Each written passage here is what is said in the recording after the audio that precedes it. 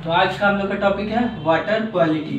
ठीक है, वाटर की क्वालिटी। वाटर की क्वालिटी हम लोग तीन तरीके से चेक कर सकते हैं। पहला फिजिकल तरीके से, उसे देखकर, सूंघ कर, टच करके। दूसरा chemical quality, chemical reaction, hardness वगैरह चेक करके। तीसरा जो प्रॉपर्टी है वो है बायोलॉजिकल। अब इसे कैसे चेक करेंगे? नाम से ये बायो आ गया, यानी कि माइक्रोस्कोप लगा करेंगे या फिर कुछ भी इंस्ट्रूमेंट लगाएंगे अलग से बायो वाला। तो ये तीनों में से पहला फिजिकल और केमिकल, ये हम पहले ही पढ़ा चुके हैं। आज हम लोग पढ़ेंगे बायोलॉजिकल से, बायोलॉजिकल वाटर क्वालिटी क्या होता है। तो जो वाटर है अपना H2O, तो उसमें बहुत सारे मिनरल होते हैं, ये तो पता है। वाटर में ऑर्गेनिक मैटर भी होते हैं, इनऑर्गेनिक मैटर भी होते हैं। तो कुछ मैटर ऐसे होते हैं जो डिकम्पोज हो जाते हैं, कुछ मैटर ऐसे होते हैं जो डिकम्पोज नहीं होंगे। हमें खतरा किससे है? ऑर्गेनिक मैटर से। अगर वाटर में ऑर्गेनिक मैटर रहा तो पैथोजन आएंगे, पैथोजन आएंगे तो बैक्टीरिया आएगा, बैक्टीरिया आएगा तो पानी क्या हो जाएगा हम लोग का? दूषित हो जाएगा। तो इसीलिए हम लोग क्या करेंगे, ऑर्गेनिक मैटर कितना होना चाहिए वाटर में, ये चेक करेंगे। चेक करेंगे कितना होना चाहिए और किस तरह से इसको निकाला जाए, रिमूव कैसे किया, ये भी चेक करेंगे हम लोग। इसके होने से कौन सी डिजीज़ होती है, ये भी आज हम लोग पढ़ेंगे। ये आज हम लोग का सिर्फ टॉपिक है। क्या टॉपिक है? H2O में, यानी कि वाटर में कितने ऑर्गेनिक मैटर होते हैं, कौन से ऑर्गेनिक मैटर से हमें दिक्कत होती है, उसे चेक करेंगे। उसे रिमूव कैसे किया जाए, कैसी कैसी बीमारी होती है अगर रिमूव नहीं करेंगे। ये आज का हमारा टॉपिक है। तो इसको हटा के टॉपिक के बारे में डिटेल एनालिसिस शुरू करते हैं।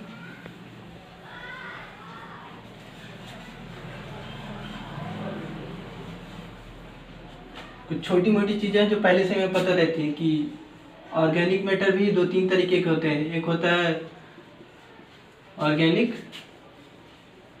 मैटर, एक जो मैटर आराम से डिकम्पोज हो जाए, और एक जो डिकम्पोज ना हो। जो आराम से डिकम्पोज हो जाए उसे बोलेंगे बायोडिग्रेडेबल, बायोडिग्रेडेबल। और जो आराम से डिकम्पोज ना हो उसको नॉन बायोडिग्रेडेबल बोलते हैं। तो बायोडिग्रेडेबल क्या होता है, इसका डिटेल में थोड़ा डेफिनेशन टाइप का देखते हैं। तो डेफिनेशन बायोडिग्रेडेबल का, तो इसका क्या होता है, जिसको ऑर्गेनिक मैटर, इसमें ऑर्गेनिक मैटर रहेंगे, इसमें ऑर्गेनिक मैटर है, ऑर्गेनिज्म,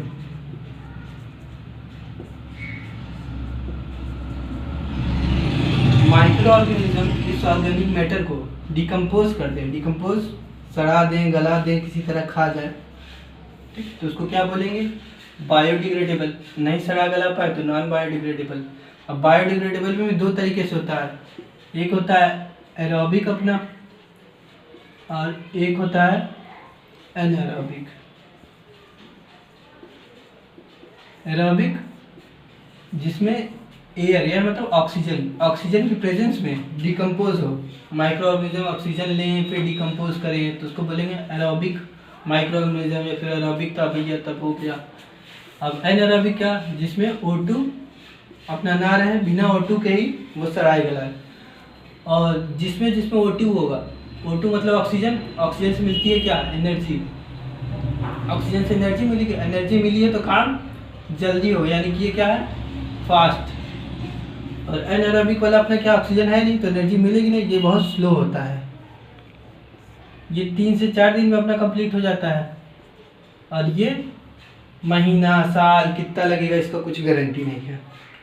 तो ये एक चीज़ क्लियर हो गई कि बायोडिग्रेडेबल क्या होता है, नॉन बायोडिग्रेडेबल क्या होता है, और ये एरोबिक एनारोबिक, ये सब क्लियर होगा। कुछ छोटी मोटी चीज़ें हैं ना जिन्हें जान लिया जाए, एग्जाम में आते हैं, कभी ना हटा दें।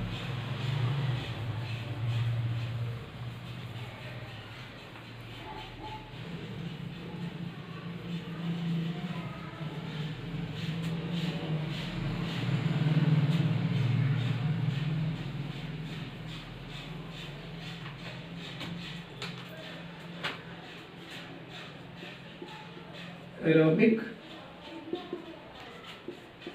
एनारोबिक।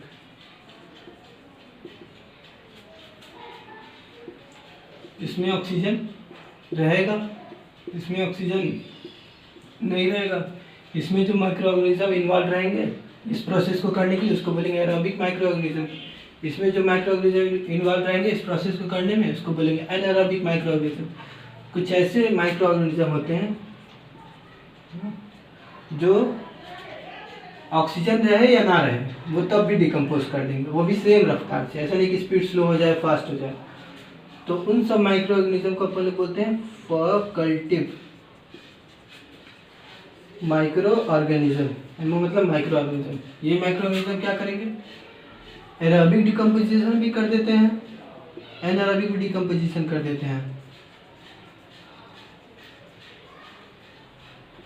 दोनों कर देते हैं। स्पीड वाइज सेम रहेगी। अब दिक्कत क्या पानी में, ये सारे जितना भी H2O में माइक्रो ऑर्गेनिज्म कुछ इस तरह से दिखेगा। कोई भी छोटा सा पदार्थ, ये बैक्टीरिया हो सकता है, वायरस हो सकता है, प्रोटोजोआ हो सकता है, ये सारे क्या है माइक्रो ऑर्गेनिज्म में, कुछ भी हो सकते हैं।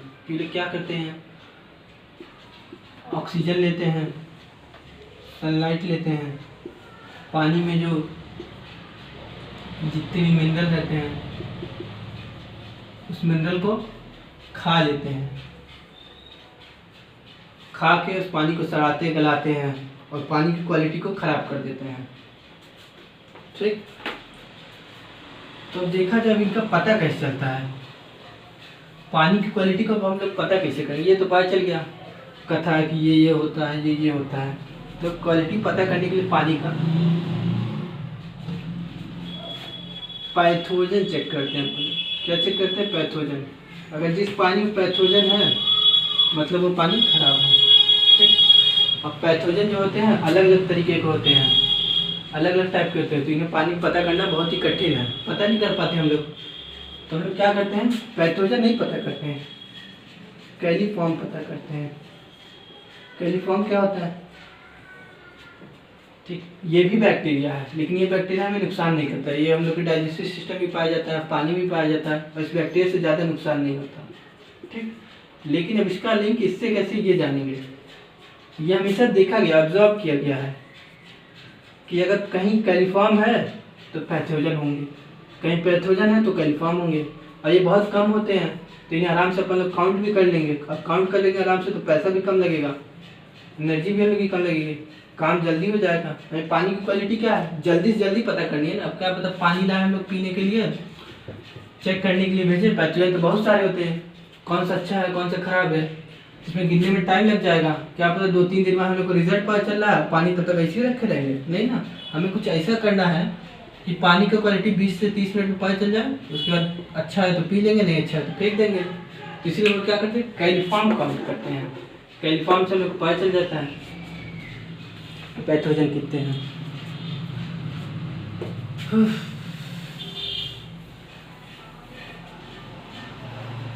तो कैलिफॉर्म कैसे काउंट करते हैं ये अभी थोड़ी देर बाद बताएंगे। पहले ये देख लिया जाए कि किससे कौन सी बीमारी होती है, डिजीज।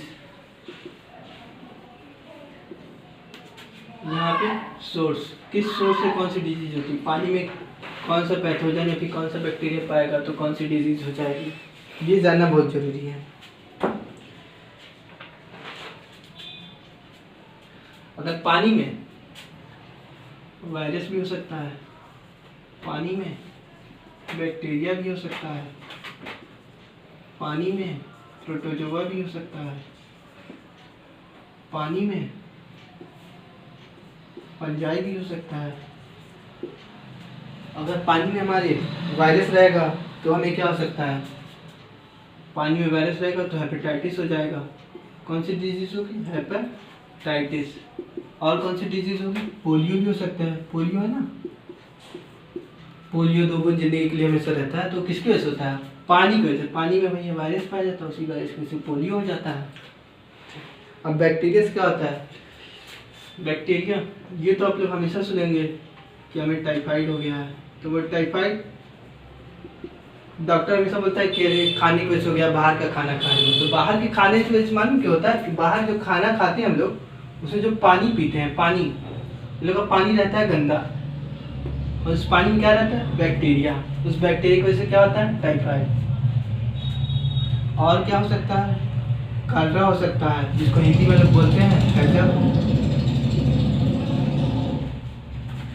अब प्रोटोजोआ, इससे कौन सी बीमारी होती है ये भी देखना जरूरी है।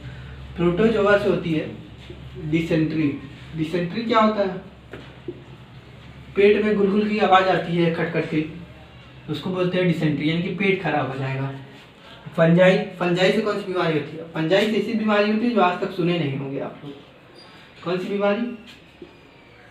एस पर गिलिस। फंजाई से कौन सी बीमारी? एस पर गिलिस होगी। अगर हम लोग के पानी में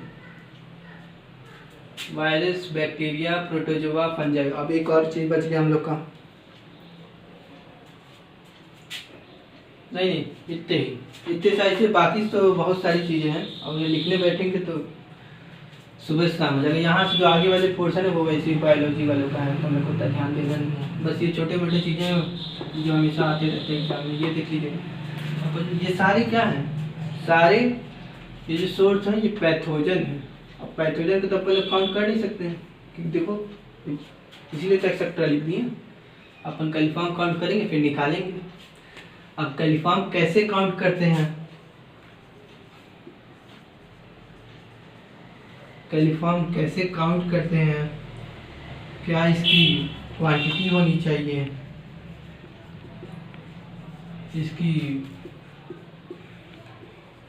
इससे पानी की क्वालिटी पे क्या फ़र्क पड़ता है? ये सारी चीज़ें हम लोग देखेंगे कल की क्लास में, क्योंकि कलिफॉर्म ये छोटा मोटा टॉपिक नहीं, बहुत बड़ा टॉपिक है। ठीक है, यहाँ तक समझ में आ गया?